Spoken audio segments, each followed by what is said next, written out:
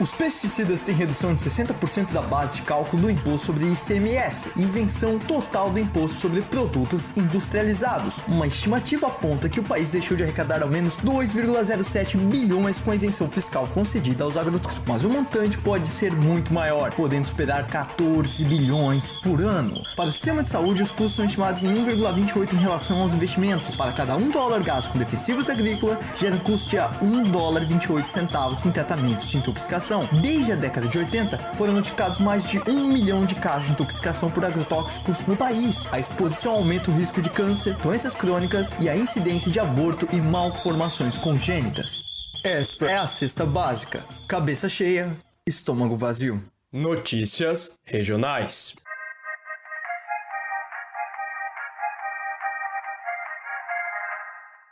Contra efeitos. Apesar de ter revelado um aumento em quem considera o governo Bolsonaro ruim ou péssimo, a pesquisa CNI Ibope divulgada mostrou que a região sul se consolida como a de maior popularidade do presidente e a única em que mais de 50% da população avalia o governo como ótimo ou bom. Segundo o levantamento, o percentual dos que avaliam bem o governo subiu de 44% para 52% no sul.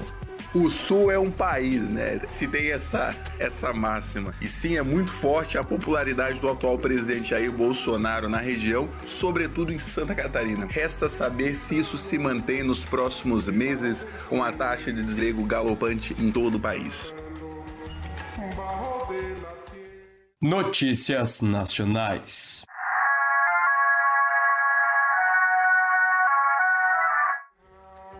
O suspeito e o culpado. Na última sessão do semestre, a segunda turma do Supremo Tribunal Federal decidiu negar liberdade ao ex-presidente Luiz Inácio Lula da Silva, enquanto não concluiu a análise de um pedido de suspeição do ex-juiz e atual ministro da Justiça, Sérgio Moro, apresentado pela defesa do petista. É fato, o Supremo também aprendeu a pedalar. Tá rolando a bola pelo campo sem tocá-la em momento algum.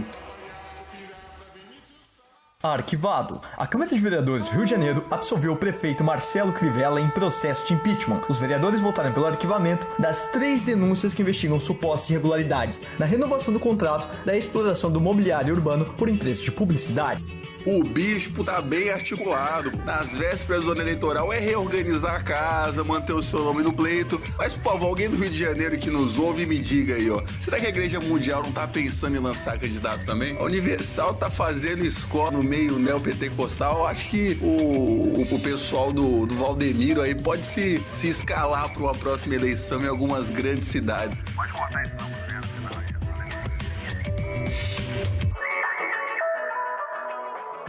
Também arquivado. A Associação dos Juízes Federais do Brasil indeferiu e arquivou a representação protocolada por um grupo de 30 magistrados federais que pediu uma investigação na própria entidade e a exclusão do ministro Sérgio Moro da condição de sócio benemérito da entidade. É isso aí, Moro se mostrando forte feito aço. O Washington Blindagens. Seja o negociador dos interesses estrangeiros no seu país e ganhe a sua também. Cidadão de bem. O deputado estadual Rodrigo Amorim, conhecido por ter feito pedaços uma placa em homenagem à póstuma vereadora Marielle Franco, às vésperas da eleição de 2018, desembolsou R$ 35.425,80 como subsecretário adjunto de Governo e Planejamento da Prefeitura de Mesquita, na Baixada Fluminense, sem nunca ter assinado a folha de ponto. Resta saber qual que era a mamata que o PSL dizia que tentaria acabar, né? O tucanato. O governo João Dória tem repetido uma prática de seus antecessores considerada irregular tanto pelo Tribunal de Contas do Estado como pelo Tribunal de Justiça de São Paulo. A gestão dele, assim como fizeram Geraldo Alckmin e Márcio França, tem contabilizado como recursos destinados à educação a cobertura de gastos com a aposentadoria de servidores. Acelerando e pedalando, avança João Trabalhador, o nosso ator de sex tapes. Só cuidado com as câmeras escondidas aí, governador. Pode atrapalhar os seus planos para 2022.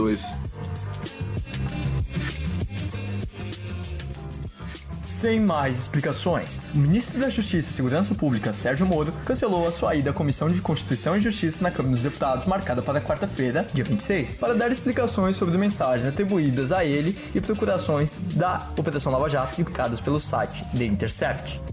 Na minha terra isso daí é conhecido como arregão, né? O ato de arregar. Mas eu não sei como é que isso fica em linguagem jurídica, como é que se chama tal ato em linguagem jurídica, né?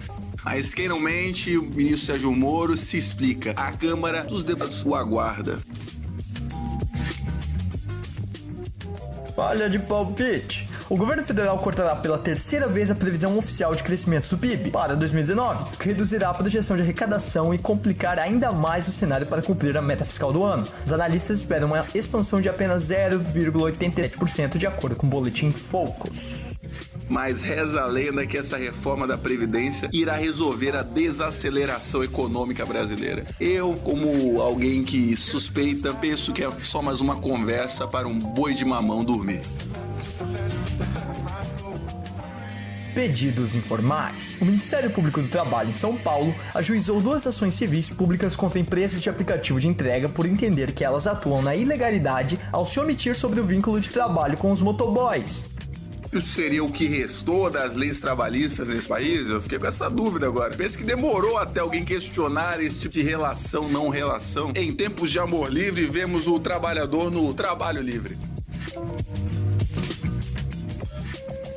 Demarcando as demarcações, Luiz Roberto Barroso suspendeu a medida provisória de Jair Bolsonaro que deixava a demarcação de terras indígenas nas mãos do Ministério da Agricultura. O ministro do Supremo argumentou que o presidente não poderia ter insistido na mudança depois de o Congresso tê-la rejeitado. Com a decisão judicial liminar, o poder de demarcação de terras volta às mãos do Ministério da Justiça, como havia determinado o Congresso.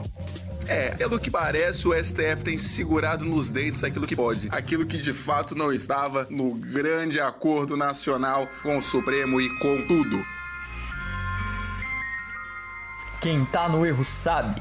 A polícia espanhola prendeu o militar da aeronáutica brasileira que transportava cocaína no avião da FAB. O sargento fazia parte da comitiva de apoio da viagem do presidente Jair Bolsonaro ao encontro do G20, o grupo dos países mais industrializados do mundo, Japão. Na terça-feira, ele embarcou no avião usado como reserva da aeronave presidencial. No início da tarde, o avião fez uma escala programada no aeroporto de Sevilha, na Espanha, e durante a inspeção da bagagem, a Guarda Civil espanhola encontrou 39 quilos de cocaína, dividido em 37 pacotes dentro da bagagem de mão. Manuel Silva Rodrigues fez 29 viagens oficiais no Brasil e no exterior desde 2011, nas quais acompanhou 3 presidentes da República. Com Bolsonaro, o sargento viajou em fevereiro entre os militares que seguiram o presidente de Brasília a São Paulo para a realização de exames médicos. Quem tá no erro sabe, cocaína no avião da FAB, cocaína no avião da FAB, cocaína no avião da FAB, ninguém vai deter o poder.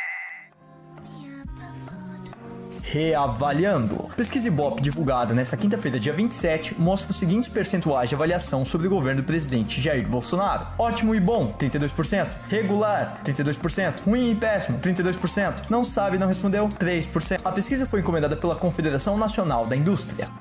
Lembrando que é a região sul que segura esse percentual, porque no norte, no nordeste e no centro-oeste, as pessoas já começaram a abandonar as trincheiras bolsonarísticas, né? E começaram a desaprovar o governo. Veremos até quando isso se mantém.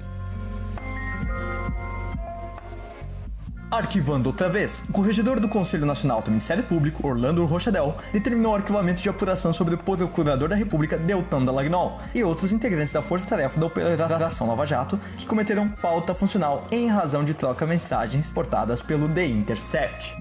É isso, Glyn. Ou você mostra de fato o que tem, ou isso daí não vai dar em nada e já pode começar a preparar a massa da pizza, tá ok? Notícias internacionais.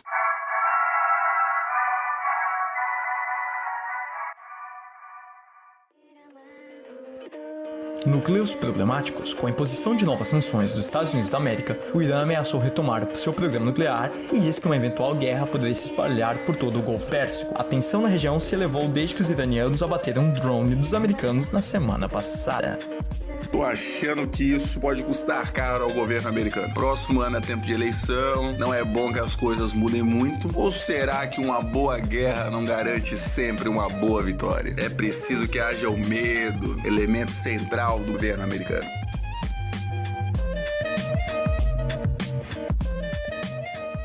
Retornando, o governo russo foi readmitido na Assembleia Parlamentar do Conselho da Europa, de onde esteve suspenso desde 2014. A instituição é a mais antiga desse tipo em funcionamento no continente para cuidar de sistemas de democracia e de direitos humanos.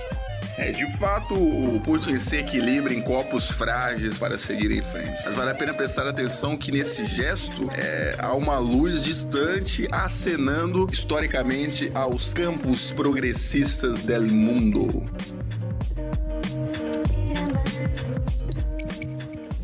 Arregando. O presidente Jair Bolsonaro admitiu neste sábado, dia 29, que desistiu de cobrar a Rússia sobre a crise na Venezuela para não polemizar com Vladimir Putin. Sim, porque no aquário é muito fácil você ser peixe grande. Me interessa assistir o seu real tamanho no mar aberto.